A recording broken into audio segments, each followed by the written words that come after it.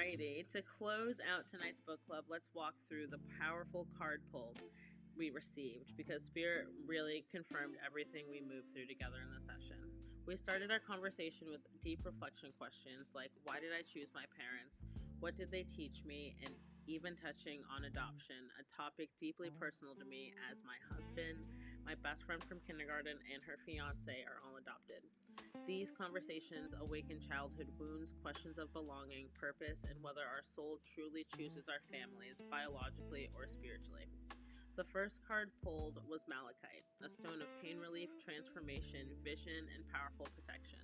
Malachite supports healing from emotional trauma, especially within childhood and parent-related wounds. It tells us we are entering a season where pain is not just being felt, it's being transformed. We are being protected as we go deeper. Next was the goat, resistance. This represents the initial reaction many of us had while answering the reflection questions. This part that tenses up or says, I don't want to go there. Resistance is not blockage. It is a sign that something important is being touched. That is the inner child's way of protecting itself. Then comes fox, empowerment. This is the shift from fear to ownership.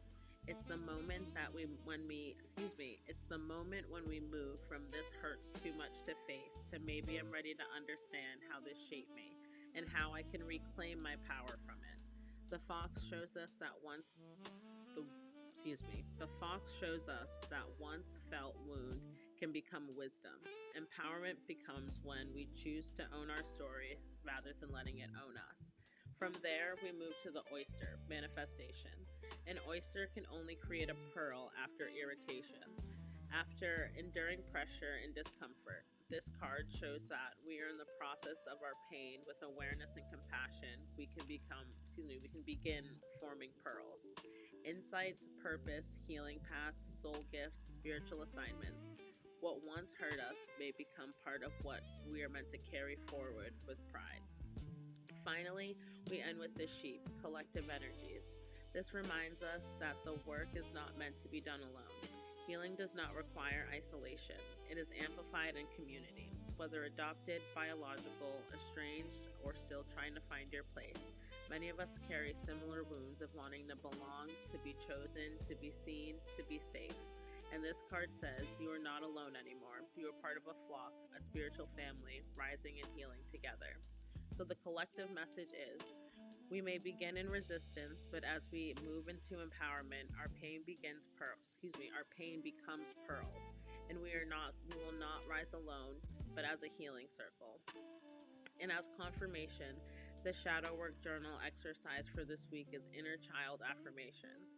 It invites us to stand in front of the mirror and speak love directly into the child within. Some affirmations include, I am safe, I honor the child within me, I release guilt, hurt, and shame, I allow myself compassion, I am capable and worthy of every dream. This ties in perfectly.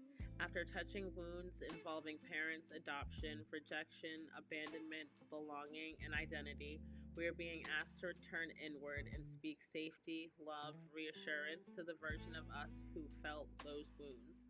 The mirror becomes a portal of reparenting and reclaiming the truth. I will always be worthy of love. If tonight stirred something within you and you feel called to move deeper in healing, sisterhood, and spiritual connection, you don't have to walk that journey alone.